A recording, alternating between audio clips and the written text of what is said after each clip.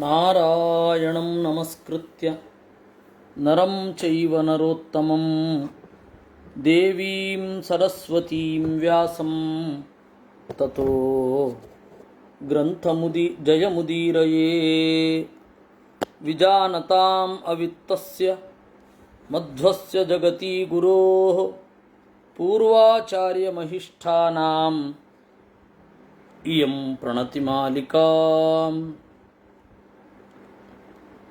ಹರಿವಂಶದಲ್ಲಿ ವಿಷ್ಣುಪರ್ವದ ಮೊದಲನೆಯ ಅಧ್ಯಾಯವನ್ನು ನಾವು ನೋಡಿದ್ದೇವೆ. ಈಗ ಎರಡನೆಯ ಅಧ್ಯಾಯವನ್ನು ನೋಡಬೇಕಿದೆ. ನಿನ್ನೆಯ ಕಥಾನಕದಲ್ಲಿ ನಾರದರು ಬಂದು ಕಂಸನನ್ನು ಅವನ ಸ್ವರೂಪದ ಅಭಿವ್ಯಕ್ತಿಗೆ ಪ್ರಚೋದನೆ ಮಾಡಿದರು. ನಾರದರು ಯಾರ್ಯಾರ ಸ್ವರೂಪ ಏನೋ ಅದರ ಅಭಿವ್ಯಕ್ತಿಯಲ್ಲಿ ತೊಡಗಿರುತ್ತಾರೆ. ನಾರದರು ಅಂದರೆ ಶುದ್ಧ ಕನ್ನಡಿಯ ಹಾಗೆ. ಧ್ರುವ, ಪ್ರಹ್ಲಾದ ಮೊದಲಾದವರಿಗೆ ತಪಸ್ಸನ್ನು ಮಾಡುವಂತೆ ಹಚ್ಚಿದರು. ಕಂಸ, ಜರಾಸಂಧ ಮೊದಲಾದವರು ಅವರ ಸಾಧನೆ ಮಾಡುವಂತೆ ಪ್ರಚೋದನೆ ಮಾಡಿದರು. ಹೀಗಾಗಿ ಕಂಸನಿಗೆ ಬಂದು ಹೇಳಿದ್ದರ ಉದ್ದೇಶ ಅವರು ಹಾಗೆ ಅಭಿವ್ಯಕ್ತರಾಗಲಿ ಅಂತ. ಸೋಜ್ಞಾಪಯತ ಸಂರಬ್ಧ ಸಚಿವಾನ್ ಆತ್ಮನೋಹಿತಾನ್ ಯತ್ತಾಭವತ ಸರ್ವೇ ವೈ ದೇವಕ್ಯಾಹ ಗರ್ಭಕೃಂತನೇ. ತನ್ನ ಸಚಿವರನ್ನು ಕರೆದ ಅಂತೆ. ಆ ಸಚಿವರು ಯಾರೂ ಕೂಡ ಯಾದವರಲ್ಲ, ಮಧುರೆಯವರಲ್ಲ. ಎಲ್ಲ ಸಚಿವರು ಕೂಡ ಮಗಧದಿಂದ ಬಂದವರು, ಜರಾಸಂಧನ ಕಡೆಯವರು. ತನ್ನ ತಂದೆಯ ಮನೆಯವರು ಯಾರು ಆಗಿದ್ರು ಅವ್ರನ್ನೆಲ್ಲ ದೂರ ಇಟ್ಟ. ಹೀಗಾಗಿ ಸೋಜ್ಞಾಪಯತ ಸಂರಬ್ಧ, ಸಿಟ್ಟಿನಿಂದ ಅವನು ಆಜ್ಞೆ ಮಾಡಿದ, ದೇವಕಿಯ ಗರ್ಭಗಳನ್ನೆಲ್ಲ ನಾಶ ಮಾಡಿ ಅಂತ. ಪ್ರಥಮಾದೇವ ಹಂತವ್ಯ ಗರ್ಭಾಸ್ತೆ ಸಪ್ತ ಏವ ಹಿ ಮೂಲಾದೇವತು ಹಂತವ್ಯ ಸೋನರ್ಥೋ ನಾತ್ರ ಸಂಶಯ. ಆರಂಭದಿಂದ ಕೊಂದುಬಿಡಬೇಕು, ಶತ್ರು ಶೇಷವನ್ನು ಉಳಿಸಬಾರದು, ಮೂಲದಿಂದಲೇ ಹೊಡಿಬೇಕು. ದೇವಕೀಚ ಗೃಹೇ ಗುಪ್ತ ಪ್ರಚ್ಛನ್ನೈರಭಿರಕ್ಷಿತ ಸ್ವೈರಂ ಚರತು ವಿಶ್ರಬ್ಧ ಗರ್ಭಕಾಲೇತು ರಕ್ಷತಾಂ. ದೇವಕಿ ನನ್ನ ಮನೆಯಲ್ಲಿ ಇರಲಿ, ಅವಳ ಸುತ್ತ ನನ್ನ ಗೂಢಚಾರರು ಇರಲಿ. ಸ್ವೈರಂ ಚರತು ವಿಶ್ರಬ್ಧ, ಆರಾಮವಾಗಿ ತಿರುಗಾಡಲಿ, ಆದರೆ ಗರ್ಭಕಾಲೇತು ರಕ್ಷತಾಂ, ಅವಳನ್ನು ಗರ್ಭಕಾಲದಲ್ಲಿ ರಕ್ಷಿಸರಿ. ಮಾಸಾನ್ವೈ ಪುಷ್ಪಮಾತಾದೀನ್ ಗಣಯಂತು ಮಮ ಸ್ತ್ರೀಯಃ ಪರಿಣಾಮೇತು ಗರ್ಭಸ್ಯ ಶೇಷಂ ಜ್ಞಾಸ್ಯಾಮಹೇ ವಯಂ. ನಮ್ಮ ಕಡೆಯ ಹೆಣ್ಣು ಮಕ್ಕಳು ಮಾಸಾನ್ವೈ ತಿಂಗಳನ್ನು ಎಣಿಸಲಿ. ಪುಷ್ಪ ಅಂದರೆ ಮುಟ್ಟು ಅಂತ, ಪುಷ್ಪ ಅಂದರೆ ಮುಟ್ಟು ಅಂತ ಕೂಡ ಅರ್ಥ ಉಂಟು. ಪುಷ್ಪವತಿ ಅಂತ ಹೇಳಿದರೆ ಮುಟ್ಟಾಗಿರುವವಳು ಅಂತ. ಪುಷ್ಪ ಅಂತ ಹೇಳಿದರೆ ಇಲ್ಲಿ ಆ ರೀತಿಯ ಅರ್ಥ. ಅವಳು ಯಾವಾಗ ಗರ್ಭ ಧರಿಸಿದ್ದಾಳೆ, ಯಾವಾಗ ಇಲ್ಲ ಅನ್ನುವುದನ್ನು, ಅವಳ ದೈನಂದಿನ ಬೆಳವಣಿಗೆಗಳನ್ನು ಗಮನದಲ್ಲಿ ಇಟ್ಟುಕೊಳ್ಳಬೇಕು. ಹಾಗೆ ನನ್ನ ದಾಸಿಯರು ಇರಬೇಕು. ಪರಿಣಾಮೇತು ಗರ್ಭಸ್ಯ, ಗರ್ಭದ ಪರಿಣಾಮ ಆದಮೇಲೆ ಹೇಳಬೇಕು. ವಸುದೇವಸ್ತು ಸಂರಕ್ಷ್ಯ ಸ್ತ್ರೀ ಸನಾಥಾಶು ಭೂಮಿಷು ಅಪ್ರಮತ್ತೈರ್ಮಮ ಹಿತೈ ರಾತ್ರಾವಹನಿ ಚೈವಹಿ. ವಸುದೇವನ ಸುತ್ತ ಹೆಣ್ಣು ಮಕ್ಕಳಿರಬೇಕು. ಅವನು ಬೇರೊಂದು ಹೆಣ್ಣಿಗೆ ದೇವಕಿಯ ಗರ್ಭವನ್ನು ಕೊಡದ ಹಾಗೆ, ದೇವಕಿಯಿಂದ ಹುಟ್ಟಿದ ಮಗುವನ್ನು ಇನ್ನೊಬ್ಬರಿಗೆ ಕೊಟ್ಟು ರಕ್ಷಿಸುವ ಹಾಗೆ ಮಾಡಬಾರದು. ಅಪ್ರಮತ್ತೈರ್ಮಮ ಹಿತೈ ರಾತ್ರಾವಹನಿ ಚೈವಹಿ, ಹಗಲು ರಾತ್ರಿ ಶಿಫ್ಟಿನಲ್ಲಿ ಅವನನ್ನು ಕಾಯಬೇಕು ಅಂತ. ಸ್ತ್ರೀಭಿ ವರ್ಷವರೈಶ್ಚೈವ ವಕ್ತವ್ಯಂ ನತು ಕಾರಣಂ. ವರ್ಷವರರು ಅಂದರೆ ನಪುಂಸಕರು. ಆವಾಗ ನಪುಂಸಕರನ್ನು ಅಂತಃಪುರದ ಪಾಲನೆಗೆ ಇಡ್ತಾ ಇದ್ದರು. ವರ್ಷವರರು ಅಂತ. ಇವತ್ತು ನಾವು ಅಂತಃಪುರದಲ್ಲಿ ಅತ್ಯಂತ ಸಾಹುಕಾರರ, ಅತ್ಯಂತ ದೊಡ್ಡ ಸೆಲೆಬ್ರಿಟಿಗಳ, ಅತ್ಯಂತ ದೊಡ್ಡ ರಾಜಕಾರಣಿಗಳ ಹೆಣ್ಣು ಮಕ್ಕಳನ್ನು ರಕ್ಷಿಸಲಿಕ್ಕೆ ಇವರಿಗೆ ಮೀಸಲಾತಿ ಕೊಡಬೇಕು, ತೃತೀಯ ಜನಾಂಗಕ್ಕೆ. ನಾವೇನು ಮಾಡ್ತಾ ಇದ್ದೀವಿ, ಅವ್ರಿಗೆ ಅಲ್ಲಿ ಕೊಟ್ಟಿಲ್ಲ, ಅವರು ಸಿಗ್ನಲಲ್ಲಿ ಕಾಡ್ತಾರೆ. ಎಲ್ಲ ಅತಿರೇಕಗಳೇ ಇವತ್ತು. ಇದರಿಂದ ಸ್ತ್ರೀಭಿರ್ ವರ್ಷವರಶ್ಚೈವ ವಕ್ತವ್ಯಂ ನತು ಕಾರಣಂ. ಎಲ್ಲರೂ ಅವರ ಸುತ್ತ ನನ್ನವರಿರಬೇಕು, ಅವರಿಗೆ ಏನು ಕಾರಣ ಅಂತ ಹೇಳಬಾರದು. ಏಷಂ ಮಾನುಷ್ಯಕೋ ಯತ್ನೋ ಮಾನುಷೈರೇವ ಸಾಧ್ಯತೆ. ಇದು ಮನುಷ್ಯ ಯತ್ನ, ಮನುಷ್ಯರಾದವರು ಮಾಡುವಂಥದ್ದು. ದೈವಯತ್ನವನ್ನು ನಾವು ಮಾಡ್ತೇವೆ. ಮಂತ್ರಗ್ರಾಮೈ ಸುವಿಹಿತೈ ಓಷಧೈಶ್ಚ ಸುಯೋಜಿತೈ ಯತ್ನೇನ ಚಾನುಕೂಲೇನ ದೈವಮಪ್ಯನುಲೋಮ್ಯತೆ. ಚೆನ್ನಾಗಿ ಮೈಂಡ್ ಸ್ಟಾರ್ಮಿಂಗ್ ಮಾಡಿದರೆ, ಚೆನ್ನಾಗಿ ಮಂತ್ರಾಲೋಚನೆ ಮಾಡಿದರೆ, ಔಷಧಗಳನ್ನು ಪ್ರಯೋಗ ಮಾಡಿದರೆ ದೈವವನ್ನು ಕೂಡ ತಿರುಗಿಸಬಹುದು ನಮ್ಮ ಕಡೆಗೆ. ಏವಂತ ಯತ್ನವಾನ್ ಕಂಸೋ ದೇವಕಿ ಗರ್ಭಕೃಂತನೆ ಭಯೇನ ಮಂತ್ರಯಾಮಾಸ ಶ್ರುತಾರ್ಥೋ ನಾರದಾತ್ಸವೈ. ಈ ರೀತಿ ದೇವಕಿಯ ಗರ್ಭವನ್ನು ಇಲ್ಲ ಅಂತ ಮಾಡಬೇಕು ಅಂತ ಪೂರ ಪ್ರಯತ್ನ ಪಟ್ಟ ಕಂಸ. ನೋಡಿ, ಭಾಗವತದಲ್ಲಿ ವಸುದೇವನ ವಿವಾಹದ ಮಹೋತ್ಸವದಲ್ಲಿ ರಥದಲ್ಲಿ ಮೆರವಣಿಗೆ ಕೂಡಿಸಿಕೊಂಡು ಹೊರಟಾಗ ಅಶರೀರವಾಣಿಯಾಯಿತು. ಅಯ್ಯೋ ಕಂಸ, ನಿನ್ನ ತಂಗಿಯ 8ನೆಯ ಗರ್ಭ ನಿನ್ನನ್ನು ಕೊಲ್ಲತ್ತೆ ಅಂತ. ಗರ್ಭ ಅಂದರೆ ಮಗು. 8ನೆಯ ಮಗು ನಿನ್ನನ್ನು ಕೊಲ್ಲತ್ತೆ ಅಂತ ಅವಾಗ ಅವನು ಒಳಗಡೆ ಹಾಕಿದ ಅಂತ. ಇಲ್ಲಿ ಕಥೆ ಬೇರೆ. ಹರಿವಂಶದಲ್ಲಿ ಎರಡೂ ಸರಿ. ಮೊದಲು ನಡೆದದ್ದು ಆ ಘಟನೆ, ಆಮೇಲೆ ಈ ಘಟನೆ ನಾರದರು ಬಂದು ಹೇಳಿದ್ದು ಗಟ್ಟಿಯಾಯಿತು. ಮೊದಲು ಮದುವೆಯ ಕಾಲದ ಮೆರವಣಿಗೆಯಲ್ಲಿ ನಡೆದದ್ದು, ನಾರದರ ಕಾಲದಲ್ಲಿ ಇನ್ನಷ್ಟು ಗಟ್ಟಿಯಾಯಿತು. ಅದರಿಂದಾಗಿ ಅವನು ಮೊದಲೇ ಪ್ರಯತ್ನ ಪಡ್ತಾ ಇದ್ದ, ಇನ್ನಷ್ಟು ಪ್ರಯತ್ನವನ್ನು ಬಿಗಿಗೊಳಿಸಿದ. ಸಪ್ತೇಮಾನ್ ದೇವಕಿ ಗರ್ಭಾನ್ ಭೋಜಪುತ್ರೋ ವಧಿಷ್ಯತಿ. ಆಮೇಲೆ ವಿಷ್ಣು ಸಂಕಲ್ಪ ಮಾಡಿ 7 ಅಲ್ಲ 6 ಗರ್ಭಗಳನ್ನು, ಷಡಿಮಾನ್ ದೇವಕಿ ಗರ್ಭಾನ್ ಭೋಜಪುತ್ರೋ ವಧಿಷ್ಯತಿ, 6 ಜನ ದೇವಕಿಯ ಮಕ್ಕಳನ್ನು ಕಂಸ ಕೊಂದೇ ಕೊಲ್ತಾನೆ. ಕೊಲ್ಲಬೇಕು ಅಂತ ಹೇಳಿ ಶಾಪ. ಅದು ಒಂದು ಕಥೆಯನ್ನು ನಾನು ಹೇಳಿಬಿಡ್ತೇನೆ. ಅದು ಕಥೆ ಇಷ್ಟೇ. ಈ ಹಿಂದೆ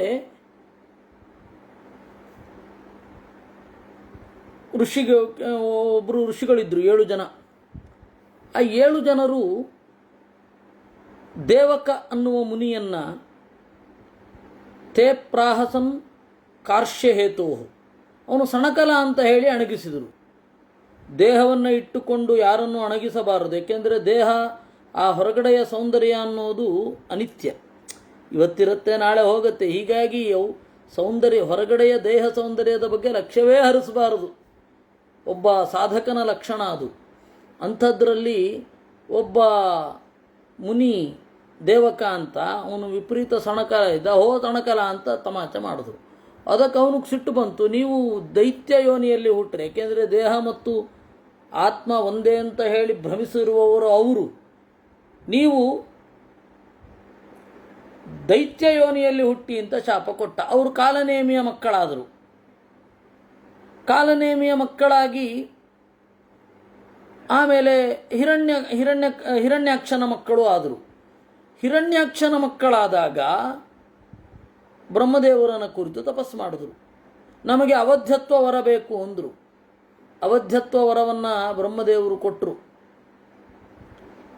ಹಿರಣ್ಯಕಶಿಪುವಿಗೆ ಭಾರೀ ಸಿಟ್ಟು ಬಂತು. ಅಲ್ಲ, ನಾನಿರಬೇಕಾದ್ರೆ ಆ ಬ್ರಹ್ಮದೇವರ ಹತ್ತಿರ ಹೋಗಿ ನೀವು ವರ ಕೇಳೋದಾ? ನನ್ನನ್ನು ಕೇಳಬೇಕಲ್ವ, ನಾನೇ ಕೊಡ್ತಾ ಇದ್ದೆ ನಿಮಗೆ ಅವಧ್ಯತ್ವ ವರ, ನಿಮ್ಮ ತಂದೆಯಿಂದಲೇ ನಿಮ್ಮ ಸಾವು ಬರಲಿ ಅಂತ ಶಾಪ ಕೊಟ್ಟ. ಬ್ರಹ್ಮದೇವರ ವರವೂ ಸತ್ಯ ಆಗಬೇಕು, ಹಿರಣ್ಯಕಶಿಪುವಿನ ಮಾತು ಸತ್ಯ ಆಗಬೇಕು. ಆ ರೀತಿ ದೇವರು ನೋಡಿಕೊಂಡ. ಹೇಗೆ? 7 ಜನ ಪಾತಾಳದಲ್ಲಿ ಮಲಗಿರ್ತಾರೆ. ಈ ಜೀವ ಇದೆಯಲ್ಲ, ಅದನ್ನು ಭೇದಿಸಲಿಕ್ಕೆ ಆಗಲ್ಲ. ಜೀವ ನಿರಂಶ, ಹಿ ಹ್ಯಾಸ್ ನೋ ಪಾರ್ಟಿಕಲ್ಸ್. ಜೀವ ಅಖಂಡ, ಬಹಳ ಅಣುವಾದ ಜೀವ ಅಖಂಡವಾಗಿ ಇರ್ತಾನೆ. ಆ ಅಖಂಡವಾದ ಜೀವ ತನ್ನ ಸಾಮರ್ಥ್ಯವನ್ನು ವಿಭಾಗ ಮಾಡಿಕೊಳ್ತಾನೆ ಈ ದೇಹದ ಮೂಲಕ.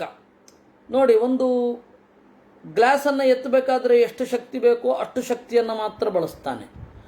ಅದಕ್ಕಿಂತ ಸ್ವಲ್ಪ ಭಾರವಾದ ವಸ್ತುವನ್ನು ಎತ್ತಬೇಕಾದ್ರೆ ಕೆಲವೊಮ್ಮೆ ಅದು ಗಮನ ತಪ್ಪು ಹೋಗುತ್ತೆ. ಹೀಗಾಗಿ ಬಹಳ ಭಾರ ಇದೆ ಅಂತ ಕಣ್ಣಿನಿಂದ ಕಣ್ಣು ತೂಕ ಮಾಡಿ ಹೀಗೆ ಎತ್ತುತ್ತಾನೆ, ಅದು ಬಹಳ ಹಗುರವಾಗಿರುತ್ತೆ, ಕೂಡಲೇ ಹಿಂಗೆ ಮೇಲ್ಗಡೆ ಬರುತ್ತೆ. ಯಾಕೆಂದರೆ ಅದು ಅವನು ತನ್ನ ಒಳಗಡೆ ಮಾಡಿದ ಅನಾಲಿಸಿಸ್ ವ್ಯರ್ಥ ಆಗಿರುತ್ತೆ, ಅಸಂಗತವಾಗಿರುತ್ತೆ ಅದರಿಂದಾಗಿ.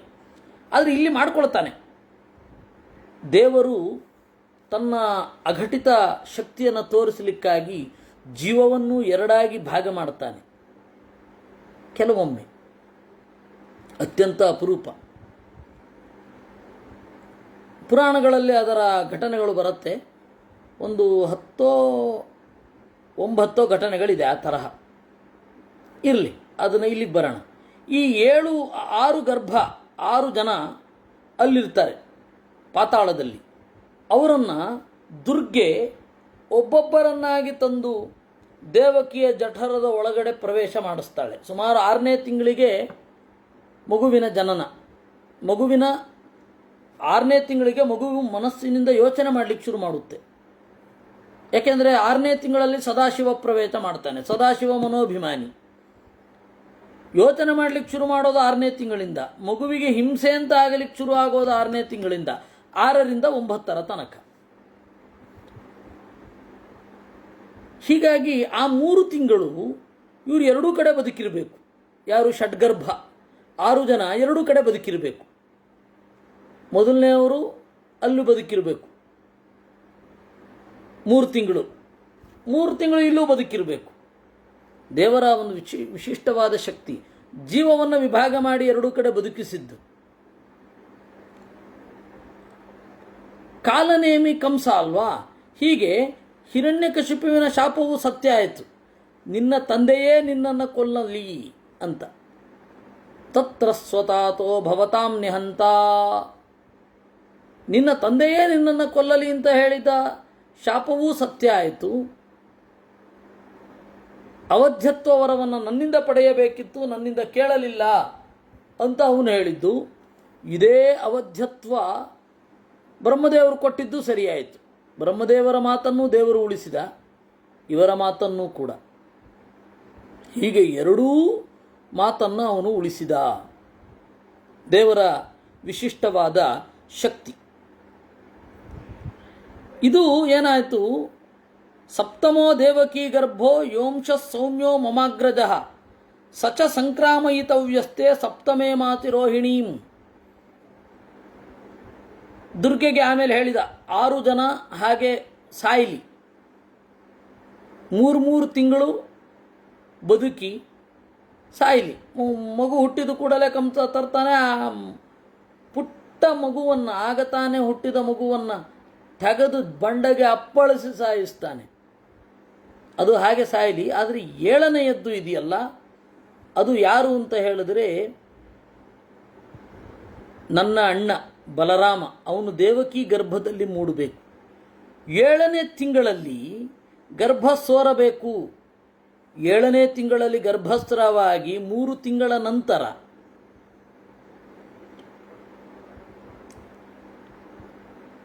ಎಲ್ಲಿ ಬರಬೇಕು?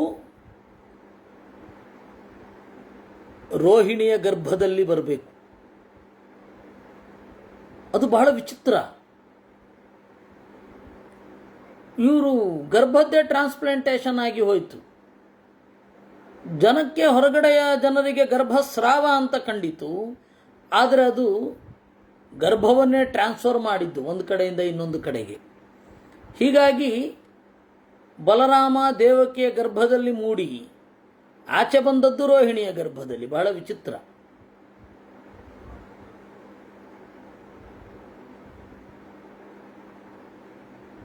ಹೀಗೆ ಅವಧ್ಯತ್ವ ವರ, ಯಾರೂ ಕೊಲ್ಲಬಾರದು ಅವರನ್ನು, ಅವರು ಸಾಯಬಾರದು ಅನ್ನೋ ವರವು ಸತ್ಯ ಆಯಿತು ಆ 6 ಗರ್ಭದ್ದು.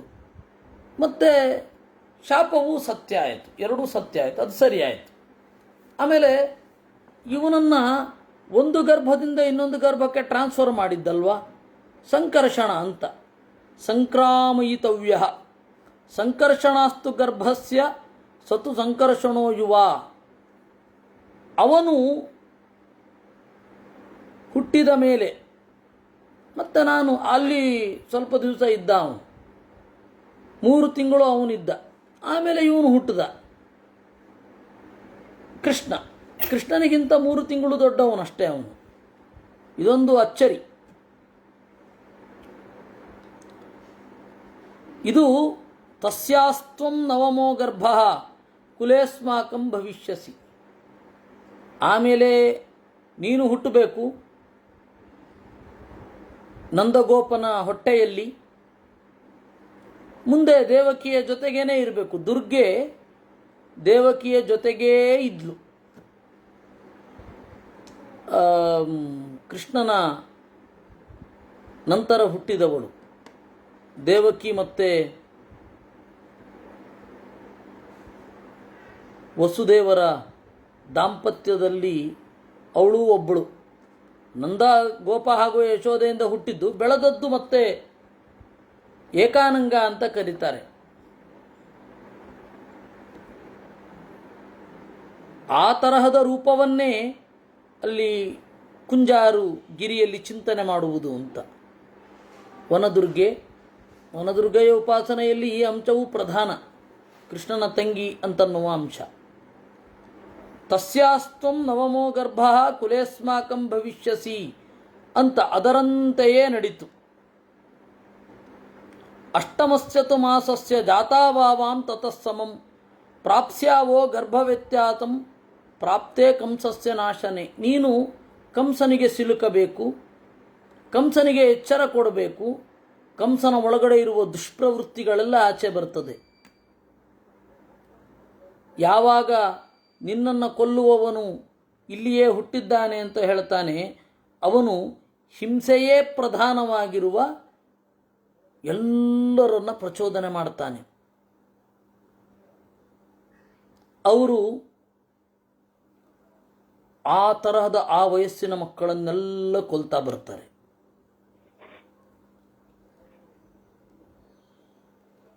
ನೀನು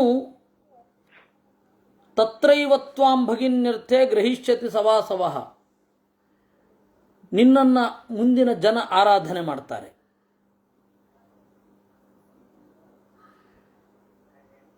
ತ್ವಾಂತು ಸ್ತೋಷ್ಯಂತಿ ವೈ ಭಕ್ತ್ಯ ಸ್ತವೇ ನಾನೇನ ವೈ ಶುಭೆ ತಸ್ಯಾಹಂ ನ ಪ್ರಣಶ್ಯಾಮಿ ಸಚಮೇ ನ ಪ್ರಣಶ್ಯತಿ.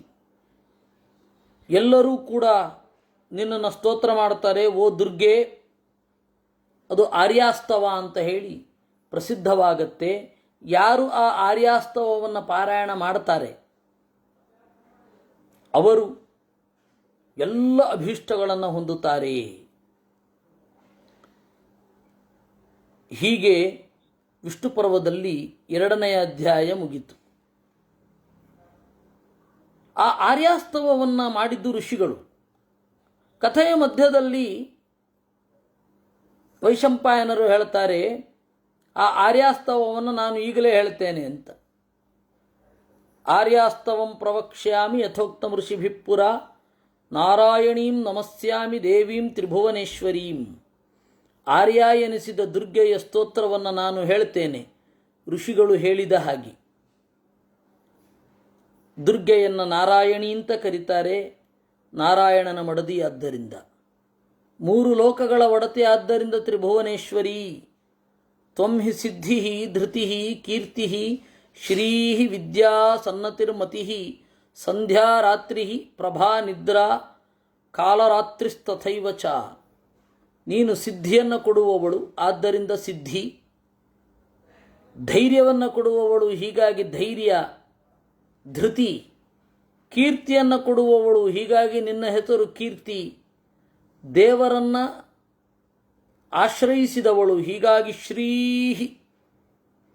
ಎಲ್ಲರಿಗೂ ಅರಿವನ್ನು ನೀಡುವವಳು ವಿದ್ಯೆ, ಎಲ್ಲರನ್ನು ಬಾಗುವಂತೆ ಮಾಡುವವಳು ಸನ್ನತಿ, ಮುಂದಿನದ್ದರ ಬಗೆಗೆ ಎಚ್ಚರಿಕೆ ಕೊಡುವವಳು ನೀನು, ಹೀಗಾಗಿ ಮತಿ. ಸಂಧ್ಯಾ, ದೇವರ ಭಕ್ತರ ನಡುವೆ ಇರುವವಳು, ಹೀಗಾಗಿ ಸಂಧ್ಯಾ. ದುರ್ಗೆಯಾಗಿ ದುರ್ಜನರಿಗೆ ಅಜ್ಞಾನದಿಂದ ಮುಚ್ಚುವವಳು, ಹೀಗಾಗಿ ರಾತ್ರಿ. ಯೋಚನೆ ಮಾಡಿದವರಿಗೆ ಬೆಳಕು ನೀಡುವವಳು ಪ್ರಭಾ. ಗಾಢವಾದ ಅಜ್ಞಾನವನ್ನು ನೀಡಿ ಸುಷುಪ್ತಿಯಲ್ಲಿ ಅಜ್ಞಾನದ ಅರಿವು ನೀಡುವವಳು. ಎಂತಹ ಜ್ಞಾನದ ಅಹಂಕಾರ ಇರುವವನಿಗೂ ಕೂಡ ಗಾಢವಾದ ನಿದ್ರೆಯಲ್ಲಿ ನಾನೇನು ತಿಳಿದಿಲ್ಲ ಅಂತನ್ನುವ ಅರಿವು ಇರುತ್ತೆ, ಅದನ್ನು ನೀಡುವವಳು ನೀನು, ಹೀಗಾಗಿ ನಿದ್ರಾ. ಕಾಳರಾತ್ರಿ, ಕಾಳ ಅಂತಂದರೆ ಕಪ್ಪು, ತಾಮಸರಿಗೆ ನಾಶಕೊಡು ನೀನು, ಹೀಗಾಗಿ ಕಾಳರಾತ್ರಿ. ಆರ್ಯ, ಎಲ್ಲರಿಗೂ ಹಿರಿಯಳು. ಕಾರ್ತ್ಯಾಯನಿ, ಕೃತಿ ಅಂತ ಹೇಳಿದರೆ ಪಾರ್ವತಿ, ಅವಳ ತಾಯಿ, ಹೀಗಾಗಿ ಕಾರ್ತ್ಯಾಯನಿ. ದೇವಿ, ಈ ಜಗದ ತಂದೆಯಾದ ನಾರಾಯಣನ ಮಡದಿ ದೇವಿ. ಕೌಶಿಕಿ, ಜ್ಞಾನಕೋಶಾದಿಗಳನ್ನು ರಕ್ಷಿಸುವವಳು. ಬ್ರಹ್ಮಚಾರಿಣಿ, ವೇದದಲ್ಲಿ ತಿರುಗುವವಳು. ಜನನಿ ಸಿದ್ಧಸೇನಸ್ಯ, ಸ್ಕಂದನ ತಾಯಿ. ಉಗ್ರಚಾರಿ, ರುದ್ರನನ್ನು ನಿಯಂತ್ರಿಸುವವಳು. ಉಗ್ರ ಅಂದರೆ ರುದ್ರ, ಉಗ್ರೋ ರುದ್ರ. ಮಹಾಬಲ, ಹಿರಿದಾದ ಬಲವುಳ್ಳವಳು. ನಿನ್ನನ್ನು ಜಯ ಅಂತ ಕರೀತಾರೆ, ವಿಜಯ ಅಂತ ಕರೀತಾರೆ. ಜಗತ್ತಿಗೆಲ್ಲ ಪುಷ್ಟಿ ಕೊಡ್ತಾಳೆ, ಶಕ್ತಿ ಕೊಡ್ತಾಳೆ, ಆದ್ದರಿಂದ ಪುಷ್ಟಿ. ಸಾಧಕರಿಗೆ ತೃಪ್ತಿಯನ್ನು ನೀಡುತ್ತಾಳೆ, ಹೀಗಾಗಿ ತುಷ್ಟಿ. ತನ್ನ ಮಕ್ಕಳ ತಪ್ಪನ್ನು ಮನ್ನಿಸುತ್ತಾಳೆ, ಹೀಗಾಗಿ ಕ್ಷಮ. ಸಜ್ಜನರ ಮೇಲೊಂದು ಮರುಕವಿದೆ, ಹೀಗಾಗಿ ಅವಳು ದಯಾ. ಜ್ಯೇಷ್ಠ ಯಮಸ್ಯ ಭಗಿನಿ, ಯಮನ ಮೃತ್ಯುವಿನಲ್ಲಿ ಸಾವು ತರುವುದರಲ್ಲಿ ಯಮನ ಹಿರಿಯಕ್ಕ. ನೀಲಕೌಶೇಯ ವಾಸಿನಿ, ನೀಲಿ ಬಣ್ಣದ ಬಟ್ಟೆಯುಟ್ಟವಳು.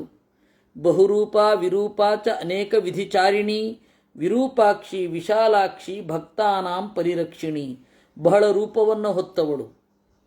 ನಿನ್ನ ರೂಪವನ್ನು ಜನರು ನೋಡಲಾಗುವುದಿಲ್ಲ, ಅವರಿಗೆ ಭಯ ಆಗ್ತದೆ, ಹೀಗಾಗಿ ವಿರೂಪ. ಥರಥರದ ಶಾಸ್ತ್ರಗಳಲ್ಲಿ ಥರಥರದ ವಿಧಿ ಇರುವ ದೇಶಗಳಲ್ಲಿ ತಿರುಗುವವಳು. ಮುಖಕ್ಕೆ ಹೊಂದದ ಕಣ್ಣಿನವಳು, ಹೀಗಾಗಿ ವಿರೂಪಾಕ್ಷಿ. ಅಗಲವಾದ ಕಣ್ಗಳವಳು, ಹೀಗಾಗಿ ವಿಶಾಲಾಕ್ಷಿ. ಭಕ್ತರನ್ನು ರಕ್ಷಣೆ ಮಾಡುವವಳು. ಪರ್ವತಾಗ್ರೇಷು ಘೋರೇಷು ನದೀಷು ಚ ಗುಹಾಸು ಚ ವಾಸಸ್ಥೇ ಚ ಮಹಾದೇವಿ ವನೇಷು ಉಪವನೇಷು ಚ. ಬೆಟ್ಟದ ತುತ್ತ ತುದಿಯಲ್ಲಿ, ನದಿಗಳಲ್ಲಿ, ಗವಿಗಳಲ್ಲಿ, ಕಾಡಿನಲ್ಲಿ ಎಲ್ಲ ಕಡೆ ನಿನ್ನ ವಾಸ. ಶಬರೈಹಿ ಬರ್ಬರೈಶ್ಚೈವ ಪುಲಿಂದೈಶ್ಚ ಸುಪೂಜಿತ ಮಯೂರ ಪಿಚ್ಛಧ್ವಜಿನಿ. ಲೋಕಾನ್ ಕ್ರಮಸಿ ಸರ್ವಶಃ. ಬೇಟೆ ಆಡುವವರು, ಅತ್ಯಂತ ಕಟುಕರು, ಪುಲಿಂದರು, ಅವರೂ ನಿನ್ನನ್ನು ಪೂಜಿಸುತ್ತಾರೆ, ಅವರಿಗೂ ನಿನ್ನ ಬಗೆಗೆ ಗೊತ್ತಿದೆ. ಕುಕ್ಕುಟೈ ಛಾಗಲೈ ಮೇಷೈ ಸಿಂಹೈ ವ್ಯಾಘ್ರೈ ಸಮಾಕುಲ ಘಂಟಾ ನಿನಾದ ಬಹುಲ ವಿಂಧ್ಯಾವಾಸಿನ್ಯಭಿಶ್ರುತ. ವಿಂಧ್ಯದಲ್ಲಿ ಥರಥರದ ಪ್ರಾಣಿಗಳೆಲ್ಲ ನಿನ್ನ ಸುತ್ತಲೂ ಇರ್ತದೆ. ತ್ರಿಶೂಲ ಪಟ್ಟಿಸದರ, ತ್ರಿಶೂಲ ಮತ್ತು ಪಟ್ಟಿಶ ಅಂತ ಒಂದು ಆಯುಧ, ಅದನ್ನು ಹೊತ್ತಿರುವವಳು. ಸೂರ್ಯ ಚಂದ್ರರನ್ನು ಬೆಳಗಿಸುವವಳು. ಘಂಟಾ ನಿನಾದ ನವಮಿ ಕೃಷ್ಣಪಕ್ಷಸ್ಯ ಶುಕ್ಲಸ್ಯ ಏಕಾದಶಿ ತಥಾ. ಶುಕ್ಲಪಕ್ಷದ ನವಮಿಯಲ್ಲಿ ಸನ್ನಿಹಿತಳಾದವಳು. ಶುಕ್ಲಪಕ್ಷದ ಏಕಾದಶಿಯಲ್ಲಿ ವಿಶೇಷ ಅನುಗ್ರಹವನ್ನು ಮಾಡುವವಳು. ಭಗಿನಿ ಬಲದೇವಸ್ಯ ರಜನಿ ಕಲಹಪ್ರಿಯ ಆವಾಸ ಸರ್ವಭೂತಾನಾಂ ನಿಷ್ಠಾಚ ಪರಮಾಗತಿ. ಬಲರಾಮನ ತಂಗಿ ಹೌದು, ರಾತ್ರಿಯ ಅಭಿಮಾನಿನಿ ಹೌದು. ವೇದದಲ್ಲಿ ರಾತ್ರಿ ಸೂಕ್ತ ಇವಳ ಬಗೆಗೇ ಇರೋದು. ಎಲ್ಲ ಜೀವರ ನೆಲೆ ಹೌದು. ಮುಕ್ತಿಯನ್ನು ನೀಡುವುದು ದೇವರ ಅನುಜ್ಞೆಯಿಂದ ಇವಳೂ ಕೂಡ. ನಂದಗೋಪಸುತಾ ಚೈವ ದೇವಾನಾಂ ವಿಜಯಾವಹ. ನಂದಗೋಪನ ಮಗಳು, ದೇವತೆಗಳಿಗೆ ವಿಜಯವನ್ನಿತ್ತವಳು. ಪ್ರಕೀರ್ಣ ಕೇಶಿ ಮೃತ್ಯುಶ್ಚ ಸುರಾಮಾಂಸ ಬಲಿಪ್ರಿಯ. ಅರಿಯದ ಜನರಿಂದ, ರಕ್ಕಸರಿಂದ ಮದ್ಯಮಾಂಸಗಳ ಬಲಿಯನ್ನು ಪಡೆಯುವವಳು. ದಾನವರಿಗೆ ಅಲಕ್ಷ್ಮಿಯಾಗಿರುವವಳು, ದೇವತೆಗಳಿಗೆ ಲಕ್ಷ್ಮಿಯಾಗಿರುವವಳು. ಸಾವಿತ್ರಿ ಚಾಪಿ ದೇವಾನಾಂ ಮಾತಾ ಭೂತಗಣಸ್ಯ ಚ. ಗಾಯತ್ರಿ ಮಂತ್ರದ ಅಭಿಮಾನಿನಿ ಅವಳು. ಗಾಯತ್ರಿ ಮಂತ್ರದ ಅಭಿಮಾನಿನಿ ದೇವತೆ ಸವಿತೃನಾಮಕನಾದ ಪರಮಾತ್ಮ. ಸಾವಿತ್ರಿ ಹೇಳಿದರೆ ಸವಿತಾ ಸೂರ್ಯ, ಸೂರ್ಯನ ಒಳಗಡೆ ಇರುವವ ಸವಿತೃ ಅನ್ನುವ ನಾರಾಯಣ. ಏಕೆಂದರೆ ಅದರ ಧ್ಯಾನ ಮಂತ್ರ ಎಲ್ಲರೂ ಹೇಳ್ತಾರೆ, ಆದರೆ ನಾವು ಯಾವ ಧ್ಯಾನ ಮಂತ್ರ ಹೇಳ್ತಾ ಇದ್ದೀವಿ ಅಂತ ಯಾರಿಗೂ ಗೊತ್ತಿಲ್ಲ. ಅದು ಯಾವುದೋ ಮೂರ್ತಿಯನ್ನು, ಮಹಿಳಾ ಮೂರ್ತಿಯನ್ನು ಪ್ರತಿಷ್ಠೆ ಮಾಡಿಬಿಡ್ತಾರೆ, ಸ್ತ್ರೀ ಮೂರ್ತಿಯನ್ನು.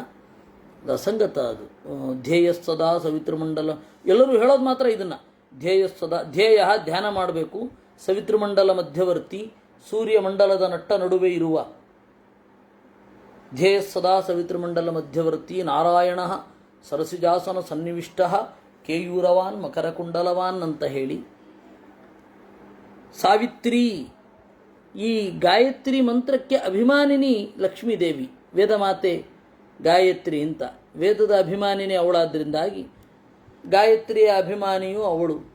ಅದಕ್ಕೆ ನೋಡಿ ದೈವಿ ಗಾಯತ್ರಿ ಛಂದ ಅಂತೇವೆ. ಛಂದಸ್ಸು ಯಾವುದು ಅಂತಂದರೆ ದೈವಿ ಗಾಯತ್ರಿ. ಲಕ್ಷ್ಮೀದೇವಿಯನ್ನು ದೈವಿ ಗಾಯತ್ರಿ ಅಂತ ಕರೆಯೋದು. ಛಂದಸ್ಸು ಯಾರು, ಈ ಛಂದಸ್ಸಿಗೆ ಅಭಿಮಾನಿನಿ ಯಾರು ಅಂದರೆ ಲಕ್ಷ್ಮೀದೇವಿ. ಹೀಗಾಗಿ ಸಾವಿತ್ರಿ ಚಾಪಿ ದೇವಾನಾಂ ಮಾತಾ, ಸಾವಿತ್ರಿ ಚಾಪಿ ವೇದಾನಾಂ ಮಾತಾ ಭೂತಗಣಸ್ಯ ಚ. ಮತ್ತೆ ಹೆಣ್ಣು ಮಕ್ಕಳಲ್ಲಿ ಸೌಭಾಗ್ಯವತಿಯಾಗಿ ಸೌಭಾಗ್ಯವಾಗಿ ನಿಂತವಳು.